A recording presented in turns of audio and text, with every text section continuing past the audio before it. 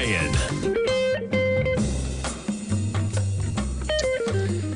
Good afternoon, everybody. I'm Tommy O'Brien coming to you live from TFNN. Thanks so much for kicking your Monday off right here at TFNN, folks. And we have markets picking up right where we left off. Higher prices across the board, and we are basically at session highs. We have the NASDAQ 100 leading the way up 1.7% on a week that doesn't get much bigger for earnings.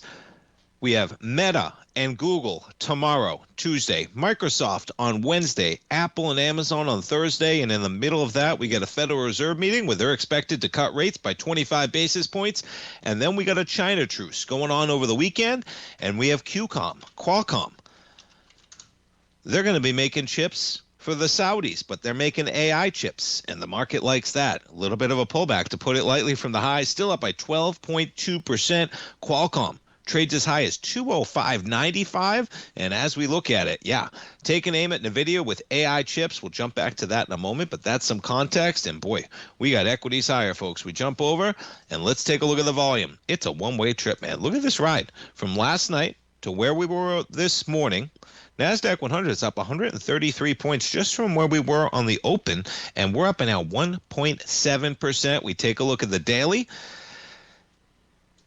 We're going to get some decent volume, but you want to see it up a little bit. We have the pullback from last Wednesday, October 22nd. You drift higher to higher price on lower volume. On Friday, that volume on Friday, 460,000 in the NASDAQ. We're at 342 right now, so we'll see where we come in, but you don't want to just drift higher on less volume. S&P's pretty similar action. We look at the volume.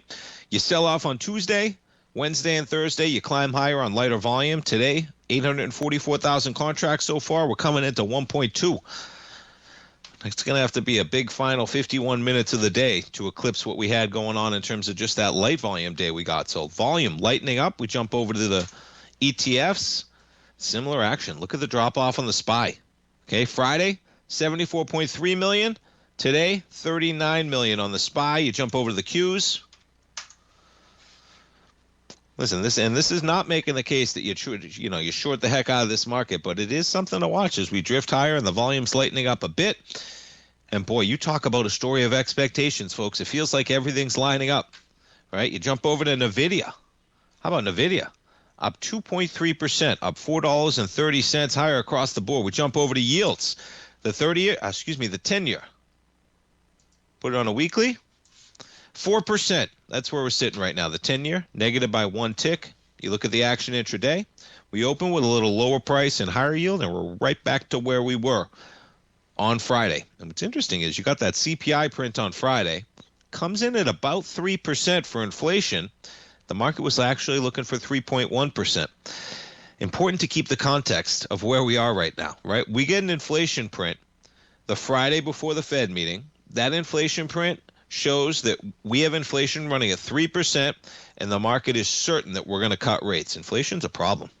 So think about that in the context of assets. You've seen the gold run. Jump over to gold. But it is a problem, folks, when we are now abandoning the run to 2%. And listen, they think that over time, right, it'll be a slow progression. That last mile between 2 and 3%, I don't know. We're cutting right now, and we might have some weakness in the economy, and that's going to bring down inflation as well. But boy, we are cutting rates at a time when the market just goes straight up, and we have inflation at 3%. S&P is approaching 7,000. The NASDAQ's approaching 26,000. And the Dow, you better have a special hat ready when that Dow hits 50,000. And we'll see if we hit it, but you're only about 5% away. What are we? 2,370 points, which, is literally like less than 5% away from 50,000 Dow. Some stratospheric numbers. Gold continues to trade lower off $121, or almost 3% to the downside. We take a look at the daily on gold.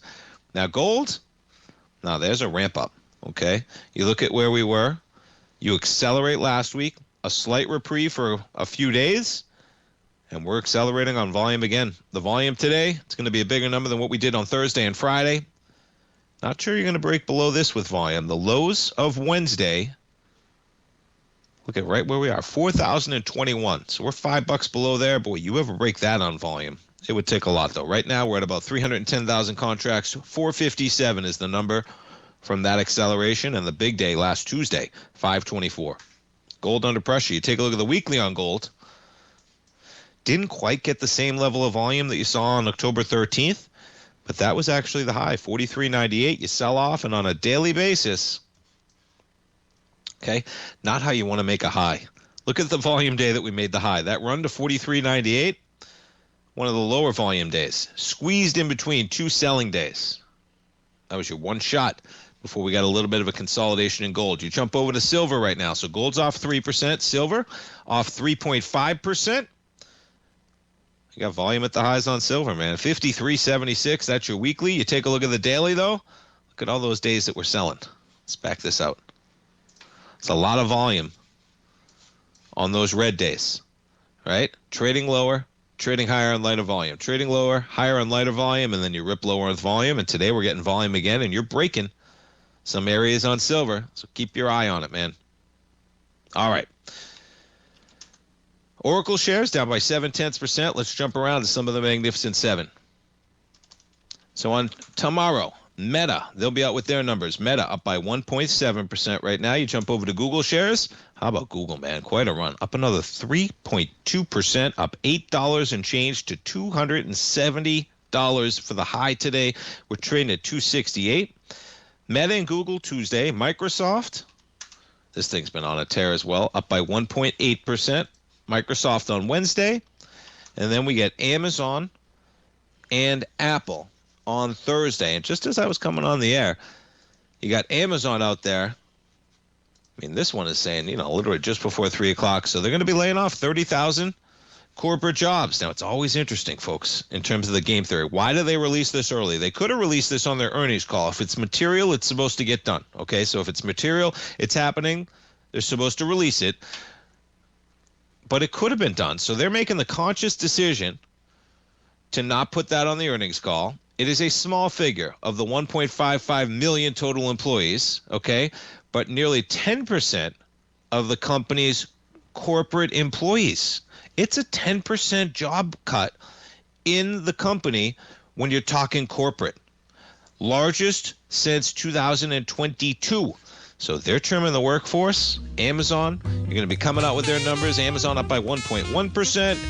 Apple shares, they'll be out with their numbers on Thursday as well, up by 1.5%. And yeah, Qualcomm, giving back some of those gains, but they're going to be making AI chips. They got a deal with the Saudis to start pumping those out next year. And they're joining the revolution. Qualcomm up by 12.3%. Stay tuned, folks. We're coming back with our man Steve Rhodes. Always a good conversation. Don't miss it. We'll come right back, folks.